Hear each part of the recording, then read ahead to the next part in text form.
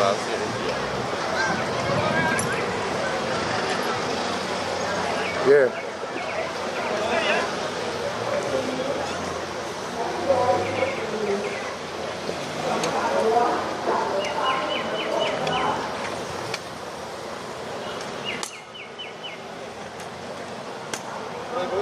Come sit up. Come sit up. Come sit up. I'm getting tired here.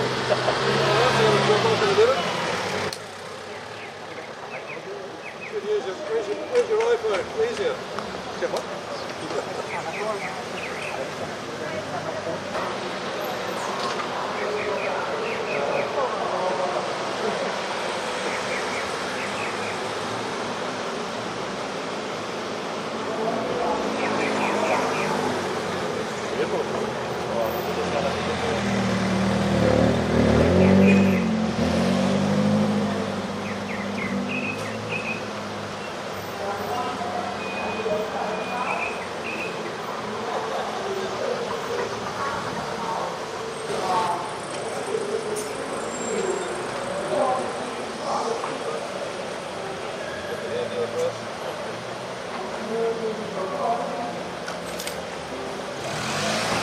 You stop in traffic now, eh? We have a policeman here now. He stopped for you.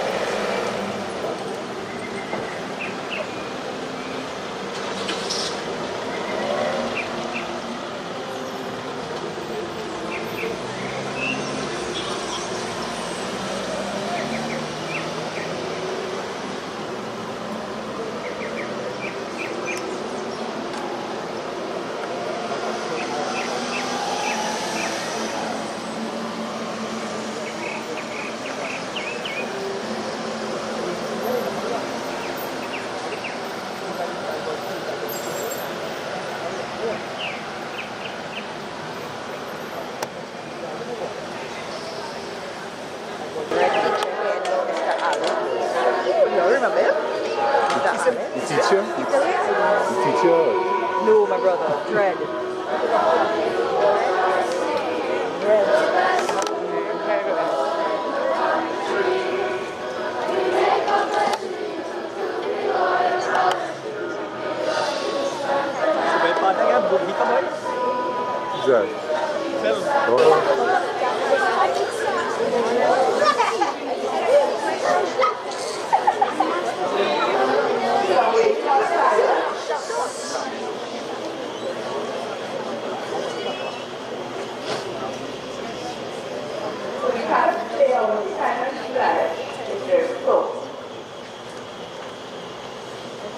After 4, 3, 4. I solemnly pledge to dedicate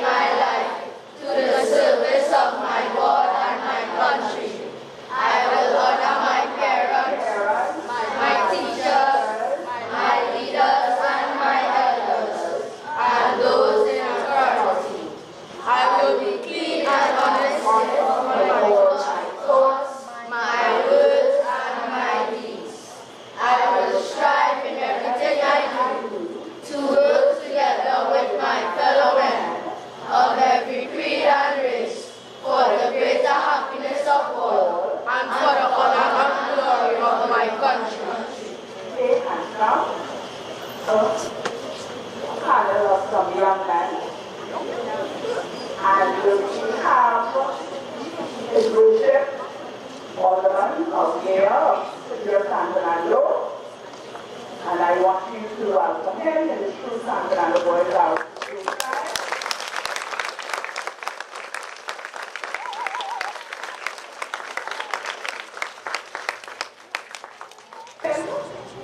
We had a very, very special guest, Mr. Jeffrey P. W. Little, and he's from Sydney. Did anybody tell me what city, what country this city is from? Sydney? Australia. All the way from Australia.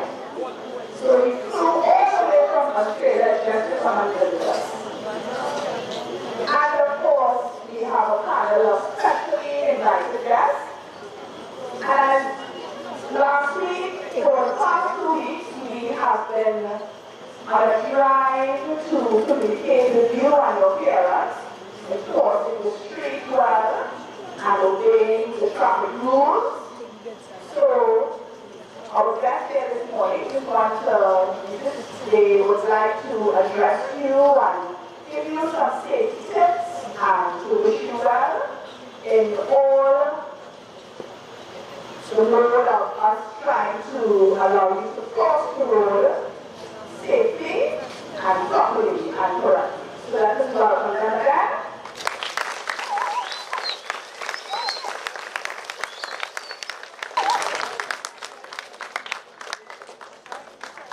Good morning, boys. Let me do something for a warm welcome we got here this morning. And I must say that you guys were very, very smart, but I know stick very well. And you don't play well at all. And when you play together, it's easy over. I'm very impressed with your discipline this morning. I'm very impressed with your play the past couple of weeks since we introduced the public plan. You can also help by telling your parents when you lose that. They are very busy trying to earn money to make it better to provide for you. So you have to be aware of the rules.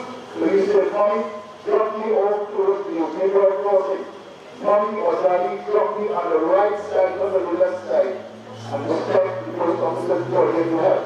So again, you have a wonderful future. You want to future leaders, future daddies, future organizers, principals, school teachers, future policemen, family wardens, and who knows? They'll be a future here. So you have a wonderful future ahead of you. I want to thank you all for doing us transfer this morning and really sure about your application for our purpose.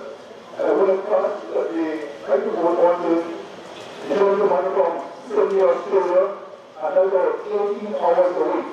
When it's night to Australia, it's very time to that. So you're on the opposite end of the road. So let us give Deputy Chief Clifton a warm welcome.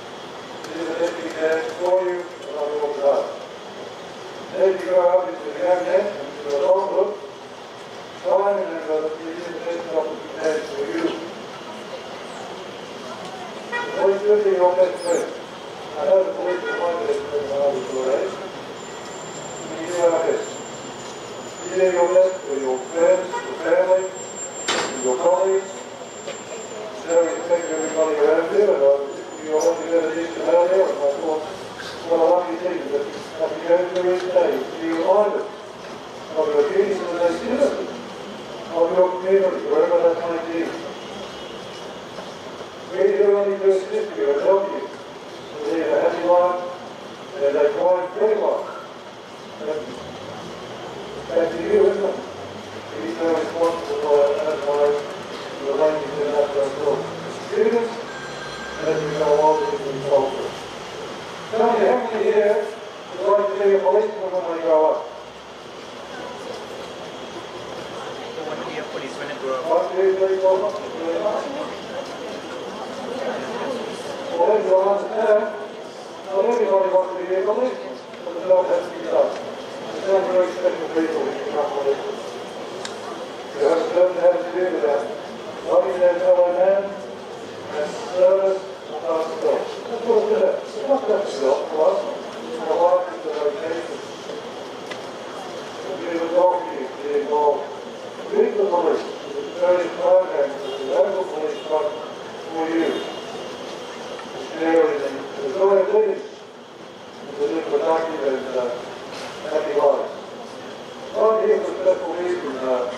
My first time to give it out today, I'm talking very much. I love the food. My goodness, I'm not food today. No? You have the feeling. You have the feeling. You're very lucky to be in such a beautiful place on the country. We're very privileged to be growing up in the day of the great public service fund. You're there. Your helpers, the police. The office of the librarians as well. I have the authority to assist in setting up this establishment in a peace community. Peace community. Where's peace starts? Everybody where that peace starts. Making peace. Where's the start of your peace? That's where the old peacemakers. Because everybody has a job to be a peacemaker. The greatest peace start. Anyone have any idea about that? Where do you think peace must start? In the families. Peace can start in the families. Don't you agree? There's a peace starts with our friends. Being friendly, not being a bully. Being calm and understanding. And helping people. That's what we're about. We're about helping each other to make all our lives better lives than what they are. And sometimes they get called smiling policemen, not because they have an arresting smile, because they find that by reaching out to people come back to you. You know, the smile is a curve and it can set a lot of good peace together. It's the shortest distance between two people, and if somebody hasn't got a smile, you still your smile after this. The smile you send out returns to you. Not even letting me get a traffic around town today. I think the motion has been very well behaved. There's all the policemen out. My friends looking at me and making sure I'm not causing each other, and talking to each other. But everybody's a bit curious to have the strange looking policemen from Australia. My uniform is not from Australia. My uniform is from Indianapolis in the USA. And I was made an honorary deputy of the police department there, an honorary citizen of Indianapolis. I'm very proud of those positions, and I have this beautiful uniform, as you can see. And I wear this uniform with pride. And you should be wearing your uniforms with pride, because you will stand proud. Your lovely slacks, your lovely shiny shoes, my goodness, shiny shoes, your lovely neatly pressed shoes. You know something I learned a long time ago? How to iron my shirt. Who irons their own shirt? Anybody? There's no iron to a shirt. There's no iron shirt to a shirt. There's no iron to a shirt. Wear a smart shirt. If you don't know how to iron, learn. Very good skill to have. Well, if you go to the issue, great to stay with you. Anybody want to ask me a question? Yeah. Yeah. Okay. What is your name? One. That's well. That's a very fine man, the board. What is your question, the board? Please, Larry. And the council is all over the world to help children.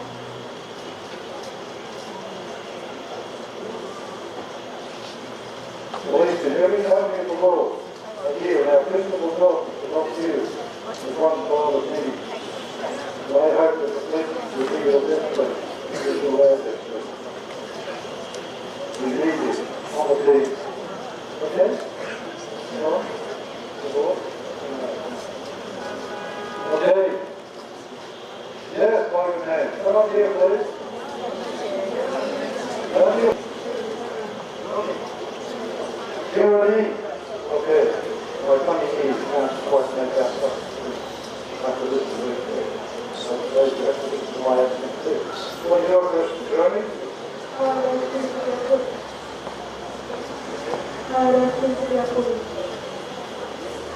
How's it feel? Well, I'm standing here. My heart is beating as far as doing big here. Service of us all. If you notice you're doing what your father built, what your father was asking you doing, you have to start to do the control. You have to do what you call the life. It is a good reason, I believe. Serving the community is my highest calling. As I tell it, we always tell by the freedom and service of ourselves. This was your wonderful. Sharing with your the younger people, the world will go on the high school, maybe go to college or university, and then you apply for the college. You look at this, that's what a fine college is, and a well-educated community. It makes you good college. Okay? It makes your tough. Do the hard work. Okay? Thank you very much. Okay. One more question. One more. Yes, for your name. Yes. Go ahead. What's your name? Ongoing. This is very cool. Like obviously. Ongoing. Very much. What's your question?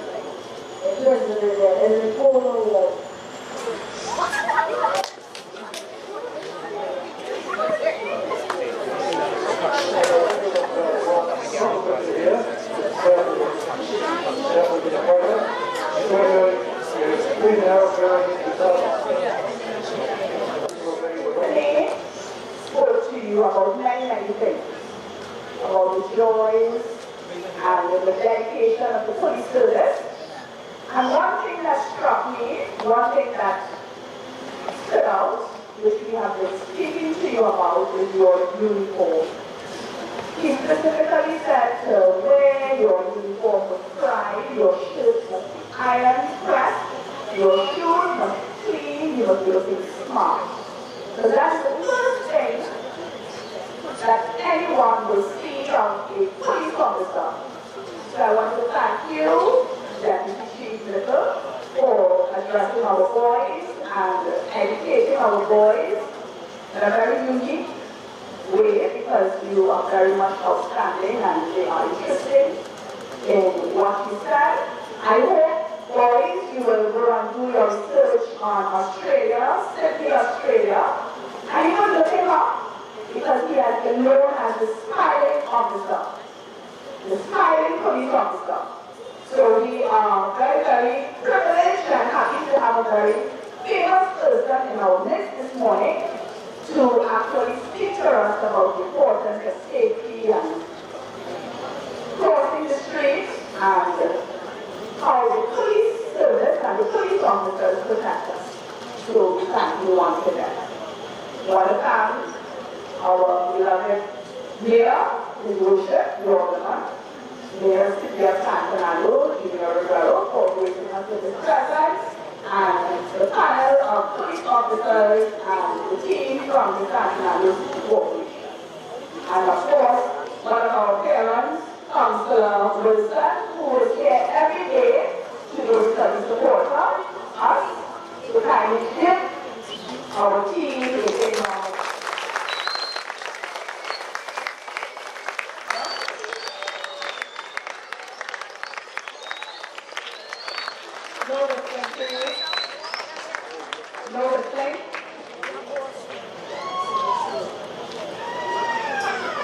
All hands up, out, up, out, down. So kindly straighten his line. You want to stand on the white line. This morning we had a little extra assembly and it was real for a while.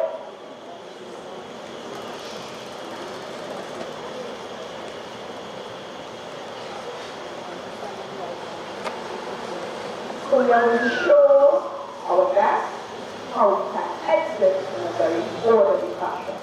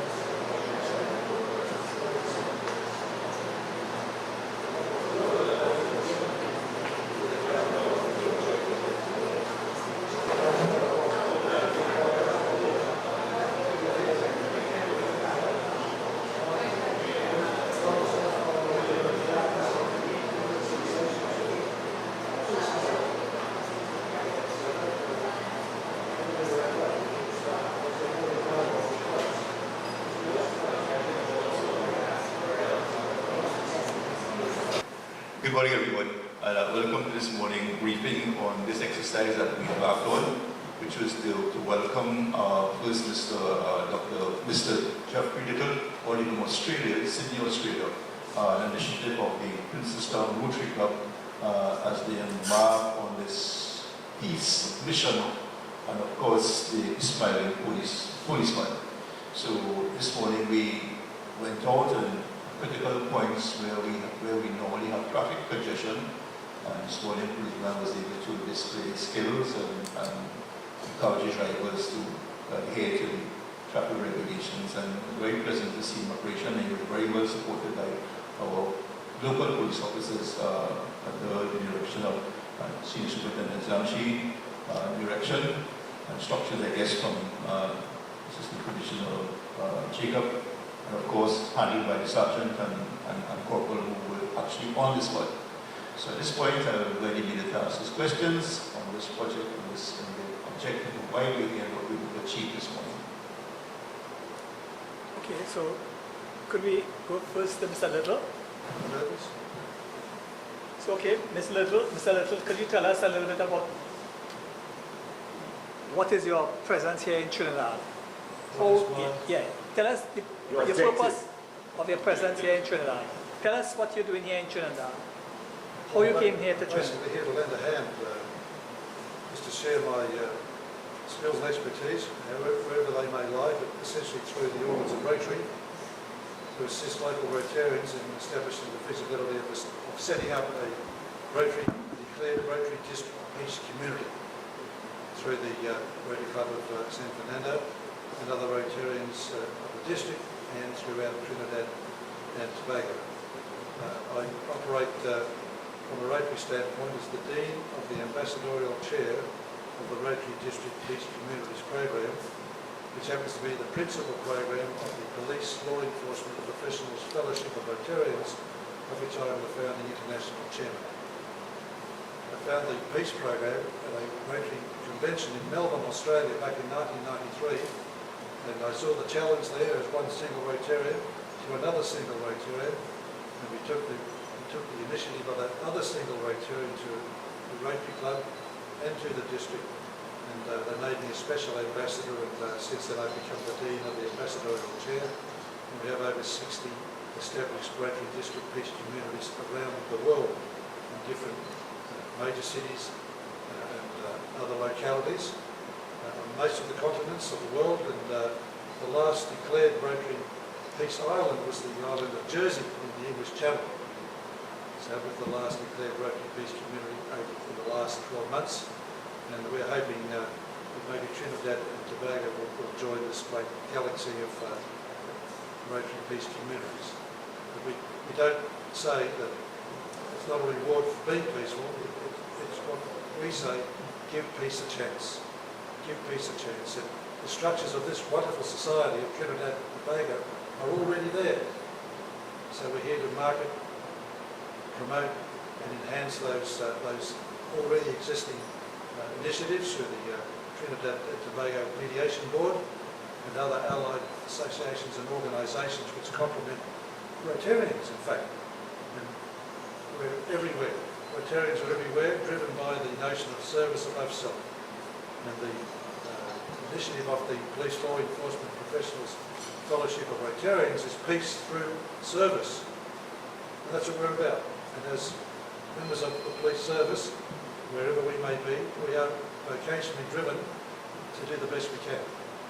And we're not here just performing a job, we're performing a lifelong ambition to do some good and leave the place slightly better than when we arrived. So that's why I'm here. So how long you're going to be here on our island, and when did you get here? Well, I said to the nice lady at immigration when I arrived, I'm here on a peace mission with Rotary. She said, when are you leaving? And when is that going to be? I said, unfortunately, it looks like the 25th of September. So she wrote that down. So as far as immigration is concerned, I'm out of here on the 25th of September. Unless I press the point and want to stay longer. So I love it here. The last 2 days feels like I've been here forever. So Mr. Small, you've been here for a couple of days. What have you observed, and what kind of feedback you're getting about meeting and interacting with the locals here? And I know you had a little exercise this morning as regarding the traffic in the city of San Fernando. What did you Well, I say observe that- and what you think could be done? I think the police do a wonderful job with the traffic. I'm very impressed with the fact that traffic runs so well. It self-manages. I felt very superfluous to requirements, may I say. I was here creating mayhem amongst people who already know all the tricks of the trade. And I think the traffic engineering here, especially down at the centre of San Fernando, is very interesting. It's just great. It runs itself. And that's up to that's the police who can take the credit for that, and the traffic engineers who, given the motorist of San Fernando, the least possible interference by police, we do get in the way, you know. And but the only people we need to watch out for are the pedestrians who seem to think that maybe they own the road as well as the footpath. So I'd be suggesting that maybe our pedestrians need to be a little more vigilant. Okay, that's for the traffic. Now I know Australia, we have our Commissioner of Police right now is in Australia. I think the Australian I believe so, yes. police is honouring him. Yes. But now I know there were also bulletins internationally about Trinidad as being a place for crime. What message you like to give us here in Trinidad, the police, so acting commissioner of police in the next week? What you like I'm to? a foreigner in this place. I'm not here to teach anyone anything. I'm here to learn and see the lie of the land. So I'm in the greatest of good hands with these fine people with me. And I'm just wanting to know more about this wonderful place, more about the way the police operate here, because they have many wonderful programs already structured. And they similar very much to any advanced modern police establishment, wherever it be, anywhere in the world. I was in Atlanta, Georgia, with the Covington Police Department, who assisted me on a information booth at the Rotary World Convention. And I looked at the operation there in Covington. You know, Americans might traditionally be ahead of us, and they do initiate different programs which people tend to emulate around the world, just as do the British. And this business of zero tolerance is something out of New York which I think we all can take lessons from. But the general climate here, I think, is all good. It's all good. Now, as far as crime, well, it's up to those who are in the business of fighting crime to organise strategies which may assist in reducing it. But our reason for being here is the prevention of crime, protection of life and property, detection of offenders, and the apprehension of offenders. So that's our driving force. And in the hands of professionals, you just have to accept that they're doing the best they can in the circumstances. But it's not just up to us. You can't just leave it up to the police. It's our community. Robert Peel once said, the police are the public are the police, and the police are the public. It's a joint effort. And citizens can't complain about their police if they're not going to assist their police to do a better job. See, we operate on intelligence. If you don't tell us anything, how do we know about it? Well, we've got our own operatives. But our best resource are our community at large. And we just seek community cooperation in any way that they see fit. We have what's called Crime Stoppers in Australia, and I know you have Crime Stoppers here. And people ring through with information. They don't have to tell us who they are. They're not required to give us any of their own particulars, which stops them from worrying about whether someone could come after them. We operate on that intelligence. It goes into a system. In the professional police service like Trinidad and Tobago Police, they have the vehicle whereby they can process this information. And we just read in the paper last Saturday about this joint military police raid that was conducted recently, just in the vicinity. You see that? You see it working out after the event. We're not going to tell you what we're doing before the event. It's not up to us to do that. We spill the beans, because the criminals are the first ones who will take advantage of it. So we go about our work softly, and when we have a success, we're the first people to know about it. But generally speaking, I'm in great hands here, and I'm just so interested in the way the system operates in Trinidad and Tobago, because it's a unique part of the world, and I'm just So we've just been so happy to be here.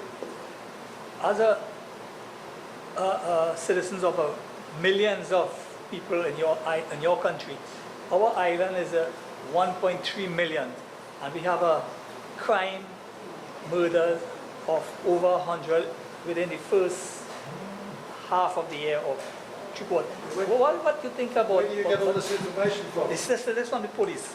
Where do you get all this information from? From the police. The police, of Yes, course. yes. See, we've got nothing to hide. We share our successes and we share our less than overwhelming successes. You've got to fill the gap for us. It's something you have to do. We just implore you to get on board and assist us. The police are the people, and the people are the police. This goes back to Robert Peel. We created, first of all, the Royal Irish Constabulary, and I have been in Ireland, my ancestors come from Ireland, I've held the family Bible of Robert Peel in my hand at the Ulster Police, as it used to be called, museum. The family Bible of Robert Peel. Of course, being Irish, you know, he experimented on the Irish first, before he created the Metropolitan Police, which is the London Police. And that's the way it goes. We have fine traditions. Of course, the traditions of Trinidad and Tobago Police are essentially British originally. So you've had the best training and the best traditions to look back on. But now you're your own people since independence, and you're carrying on a great job from what I can observe in my short stay here. As I said before, I'm here to learn and to see how it works, because I'm sure there's things I can take back to other places. You said we should come on board, right? But there's a feeling among the population that they don't trust the police. What advice could you give maybe the police that they could get the people to trust them again, to build that trust again? You know, do you think that criminals would trust the police? Do you think people up to no good are going to trust the police? We are their adversary. We're here to be avoided at all costs. And the forces of evil in this world, you know, are mighty. And they're overwhelming sometimes.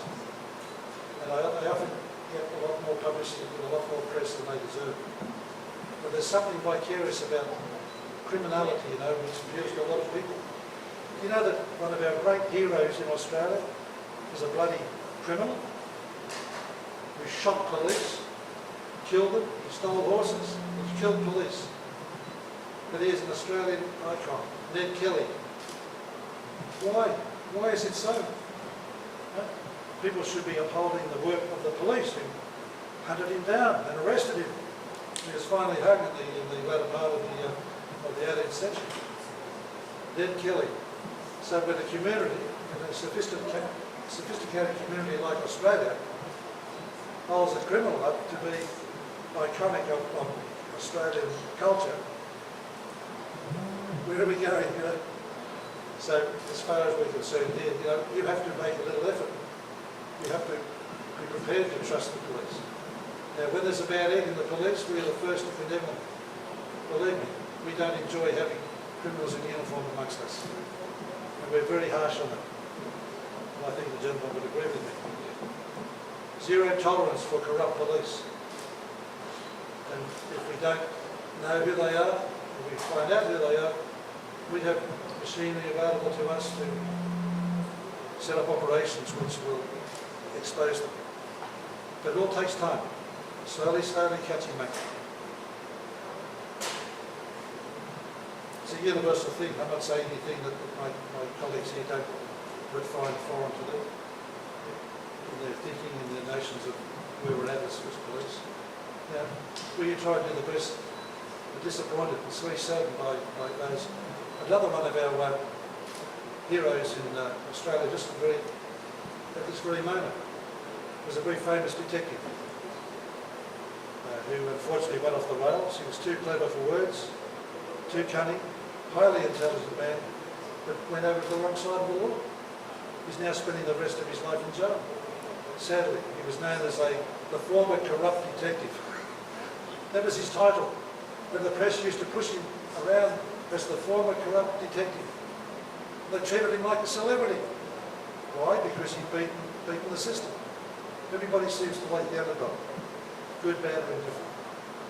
But we just sit here, was shaking our heads wondering, the community deserves better than this. And often it's our press who are spreading the rumours or spreading the message. And it's up to you, good people, who are the fourth estate. You have such an influence over the hearts and minds of people generally. But we need your cooperation. We need you to be on side. We don't need you to be offside. We do our best for you. I hope you'll do your best for us. You seem to be a very media-friendly person in the law enforcement.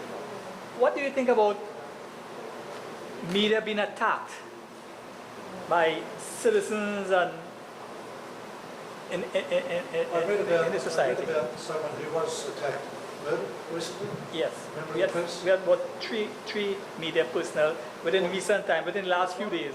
It's deplorable, and we're saddened by it as much as we are any other citizen. But you have a very brave job, and you go where dangers fear to tread. And unfortunately now, when your lives in your particular vocation of journalism are now being outdone by internet, and everybody's an amateur journalist now, you've got to do more and more to bring to the attention of those within your system that you're doing your job. You're doing it efficiently, so you take risks. You were taking risks, from my observation of things, may I say. And you stick your neck out. You're very brave. And we know of so many journalists in the Middle East who've been there on the spot while people have been fighting, running around with their bulletproof vests and their helmets. They're press. Why are they there? They're there to tell the story as it is. So we admire you greatly for your efforts. And we'll do our best for you, but you've got to help yourself as well. And do the best you can, and if it means you having to take some extraordinary precautions to not be subject to criminal, because criminals not like you no more than they like the police if you're exposing them. You're dangerous, like terrorist attacks at the group in Paris, for example. What a terrible thing. People doing their job, being fearless, presenting the truth as they see it. So we've got great admiration for our media, and we hope you'll keep on keeping on. We hope you won't be frightened by it, but we'll be careful. We'll be careful in this big wide world. We're lucky. We've got firearm. We can shoot back. You people don't have it. So you have our condolences and our sympathy. And just stick with us, We'll do what we can for you. If you think you're in jeopardy, let us know.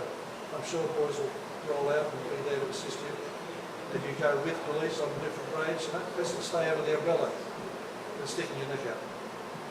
Stay in peace. We never do anything by ourselves if we can help it. Always call for backup. You don't go in alone. I'm not going to be a dead hero. I'd rather be a live cow than a dead hero. Back up, please.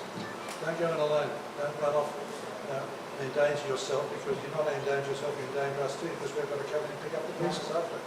We've got to chase the perpetrator. So you have our sympathy and our condolences, believe me.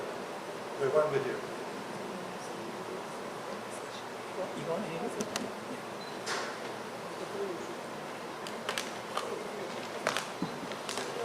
Name? Your name? Bashir Mohammed. And your portfolio? I'm the president of the Rotary Club of Princestown. So, why did Can you... you tell us about this initiative here? So guys, morning. The Rotary Club of Princestown is part of the Rotary family of 1.2 million Rotarians throughout the world. Rotary Club of Princestown primarily was involved in medical clinics and scholarship awards, assisting children in cerebral palsy, diabetes awareness. And this year, we're choosing to make a difference in society by adding peace and conflict resolution to our portfolio of services as we try to make the society a better place.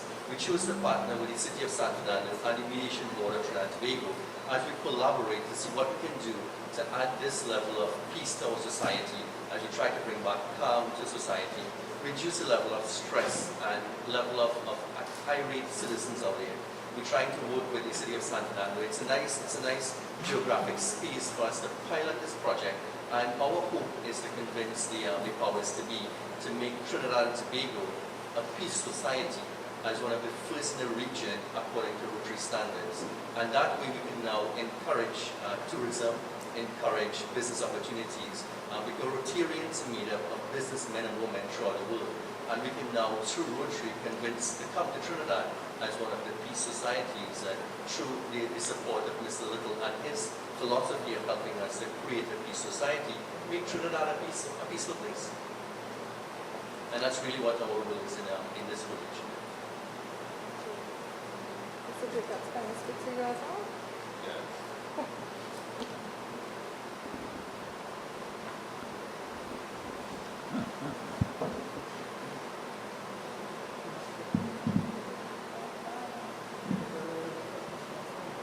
Mr. Jacobs, can you tell us about this initiative, please? What you think about it?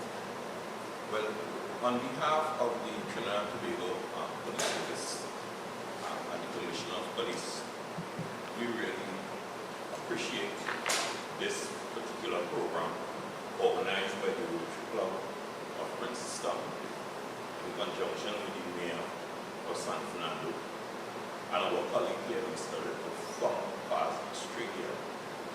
This initiative of promoting peace in our society is a very good initiative.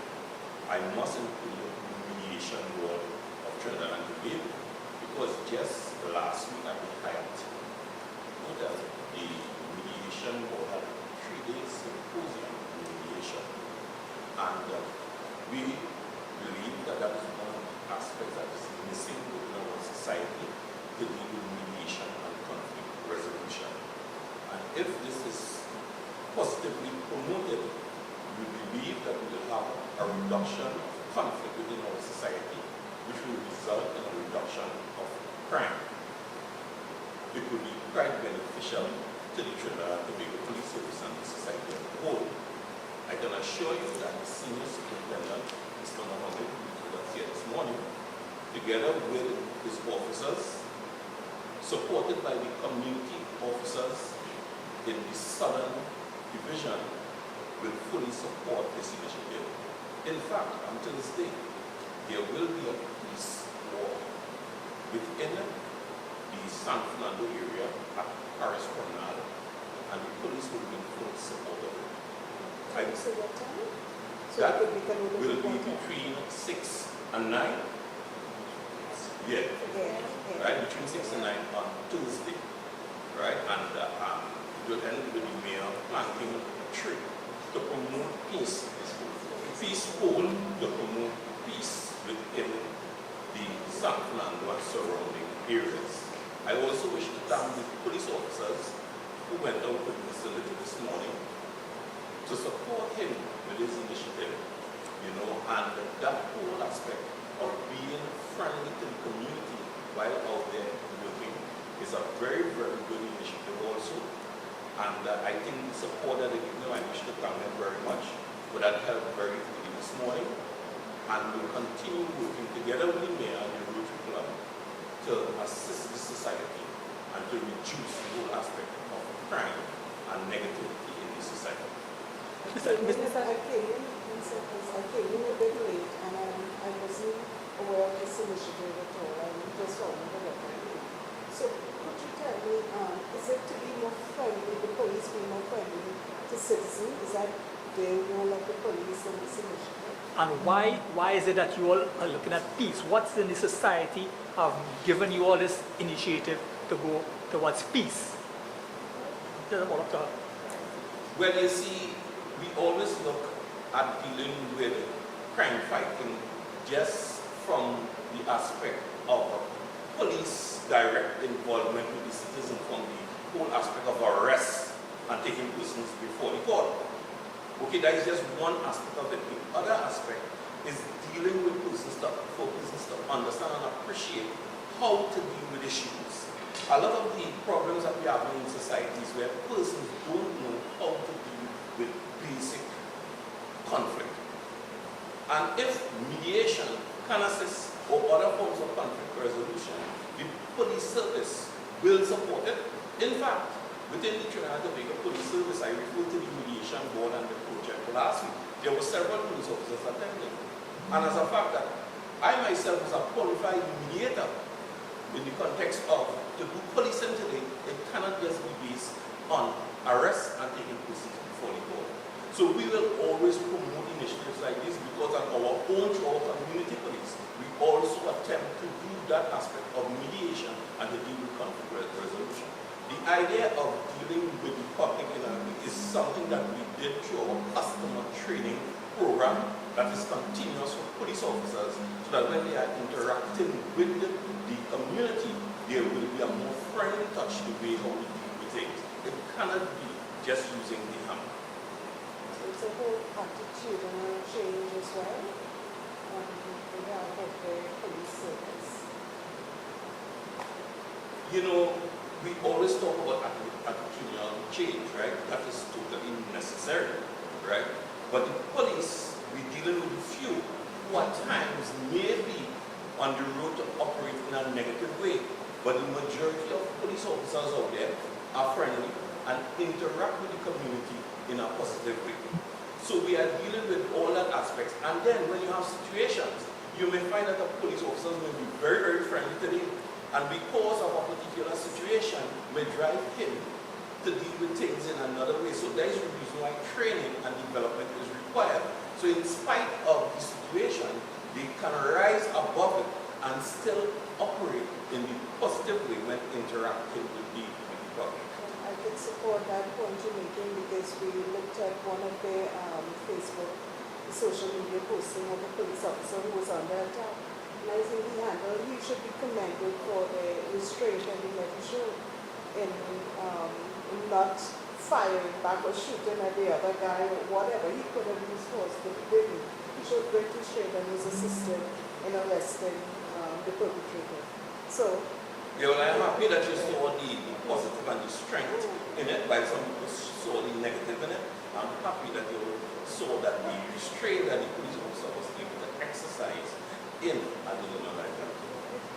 Mr. Jacob, as regarding the incident last week where our colleague was attacked by alleged police sergeant attached to the Southern Division, as head of the Southern Division, could you give us a little enlightenment as regarding the status of this officer, if he's still in duty or was he? Well, you have made several assumptions that I will not confirm or reject at this point in time. But what I can tell you that the matter is under investigation. ASP Hunt of the Southwestern Division, well, in fact, happening in Kenya, and that is in the Southwestern Division, together with persons on professional standard is engaged in that investigation. I can assure you within a short piece of time, in our press briefing, you will get some information as it relates to that investigation. and as we are that issue, could you probably give some guidelines maybe to media personnel in conducting our own investigation? So how we should may approach issues like that to safeguard ourselves? Well, you know, it is very good for the media when they are venturing into places to inform the police. And if we see it necessary, we will be able to know where are the high-risk areas, right? And whether or not something is so fuel at the time that there is need for the person, the police staff to accompany them, okay, or to be around to try to avoid such situations. So it's necessary that we work together as a team because, you know, we all have our own. However, when situations like that happen, it makes both hard for us because then we have to get a team of officers to put together to conduct investigations. While if we just simply had a patrol of police officers present, all of them would have been involved. So we are asking the media to work together with us as a team.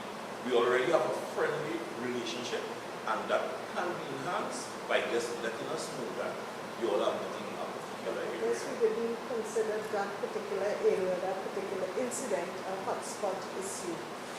Because we would have collaborated with the police in the past for places like Enterprise, Lavender, and some of the other hotspots. So in comparison, we did not think that particular issue warranted police presence. Yeah, I can understand. We'll always have those skewed events happening, but as soon as you all may see something happening, you need to get over it and inform us. Because in your opinion, if the police might be the situation should not warrant that sort of form of action, right? And when it is happening, you need to get out and do not look to pursue it because it can end up in a disastrous. Could you give an update into what is happening, particularly in the Pleasantville area? That is coming to, well, it's another hotspot because you have areas like the Pleasantville Plaza where there have been several murders, shootings, robberies in that particular community. So much so that people have, all of the businesses in that plaza are now closed at 7 p.m. Well, I'm happy that you created this springboard, that I can spring that question to the senior superintendent who's in charge of Southern Division will be able to answer that question in a effective way. Appreciate it. Mr. Moore. As relates to the question relating to Pleasantville in particular, as head of the Southern Division, what we have done is that we have heightened our presence in Pleasantville, particularly in the areas that we see necessary for heightened presence. The plaza is one of those areas. Within the plaza itself, on the outer perimeter, there is also a hotspot area, and police patrol that area 24 hours. You said numerous break-ins and murders and so on in that area, but my data don't give me that information. My data give me that we have 2 murders in the Pleasantville area, and there were 2 robberies also in the plaza. 2 robberies, one at the supermarket and one at the pharmacy. As a matter of fact, in the pharmacy robbery, there's several information that came to hand, and arrests with respect to those perpetrators are imminent, also linked to the supermarket robberies. Yes, the Pleasantville, like any other area in Southern Division, is areas of concern, taking into consideration the level of crime we have within the division. While we try to emphasize and pay particular attention to Pleasantville, we must also be mindful that there are several other areas in this division that we also pay particular attention to. Some of those areas are Marbella and Bakade, and the Wharf, San Fernando, and stretch far and wide as Morgan, St. Mary's also. The officers in the division will continue to work in all its efforts, all their effort to ensure that we have a safe environment, a safe division, a safe community in preserving life, preserving property. The only reason why I raised the issue of Pleasantville in particular because businesses, it was affecting businesses and they have been complaining because they said at one point there used to be police officers on patrol, but I think that may be a financial issue why they no longer have police there and are private security. Well, as I said earlier, we have police here. Police are there continuously.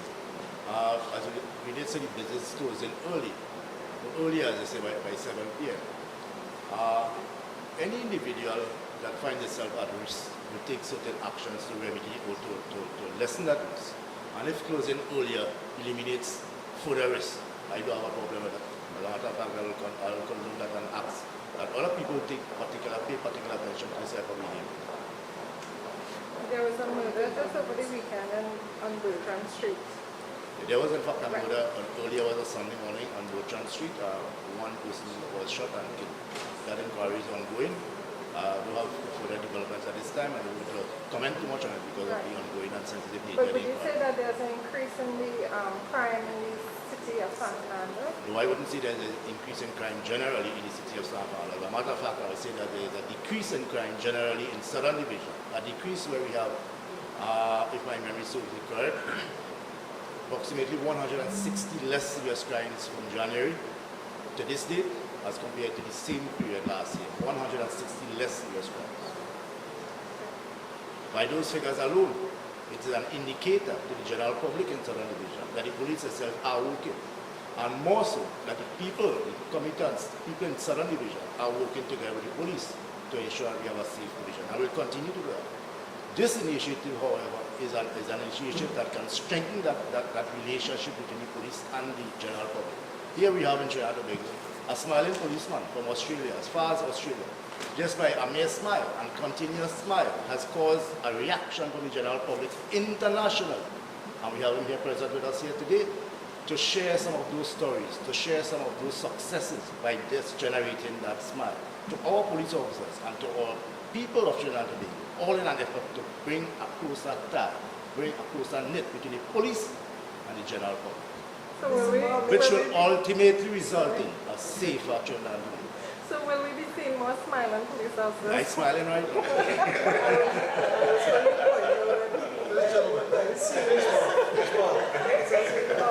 We got a smiling man. And I'll try my best to continue. I'll try my best to continue to portray that smile throughout my career. Sometimes you look at things and sometimes the very simplest thing in life could generate so much impact in our lives that sometimes we don't even pay heed to it. I had a funny story, sir. May I just interpose? A friend of mine came to me once. He said, "You know, Jeffrey, I smile every day." And on one occasion, I was smiling as I was writing a ticket out for this motorist who committed a traffic offence.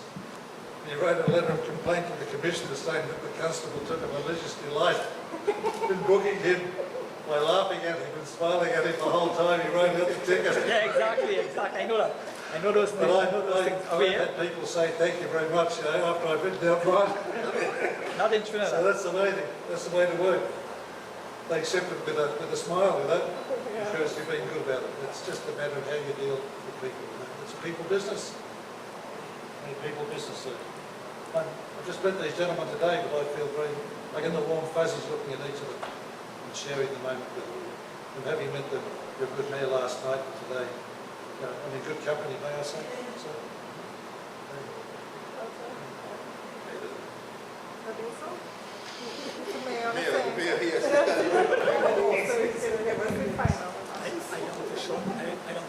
Well, let me begin by saying, giving a very gracious thank you to the Rochester Princeton for partnering with us in this initiative.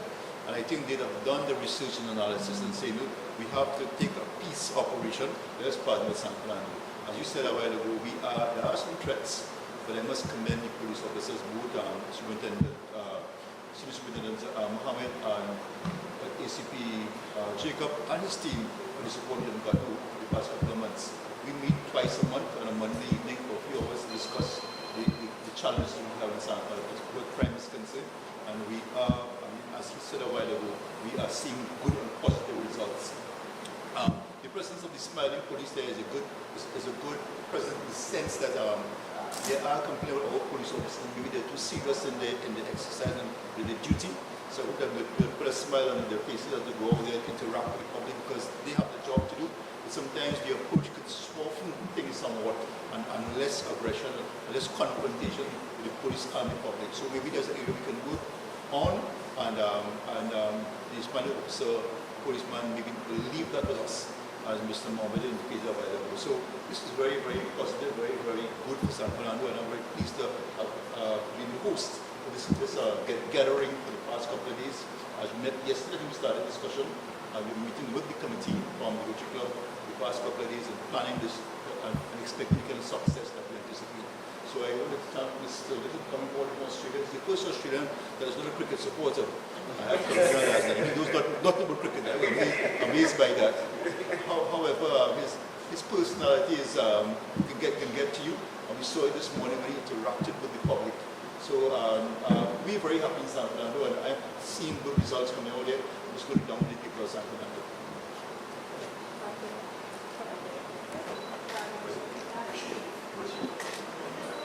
Peace.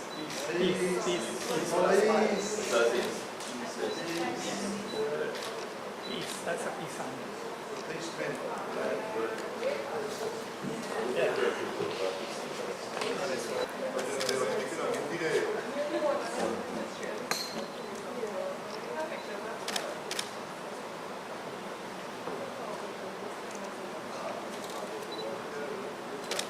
God, we lost my too long.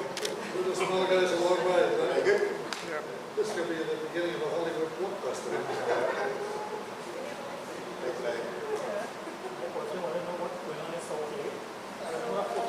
That's it.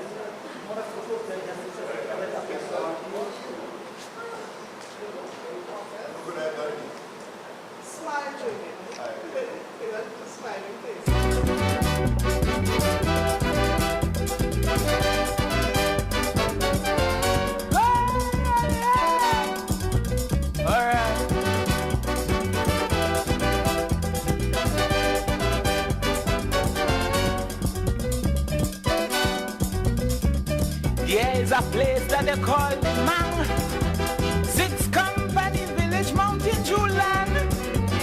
The smallest child in this village, drinking bush rum like porridge. And they like to brawl. If you hit one Mang man, you hit all. Piper, Jack and Singer Cooper, Zain One Eye and Peter July, Alman, Popolin and Norman from the Mountain Dew gang. Dew gang in the man.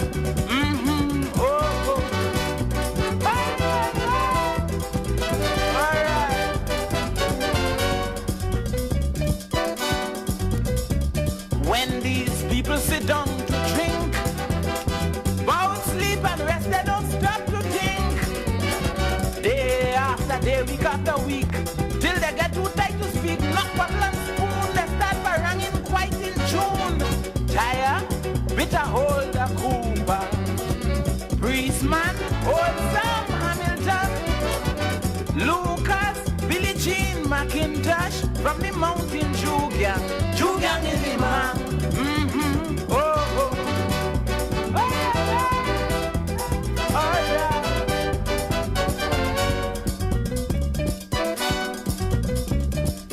When you talk about cooperation, up in the Mang, everyone is one.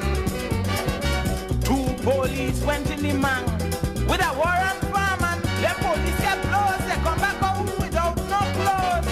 Jagat, Cheetah and Stickman Jack, Cummins, Absalom and Trim, Grango, Copa John, Mano from the Mountain Dew gang. Dew gang in the Mang.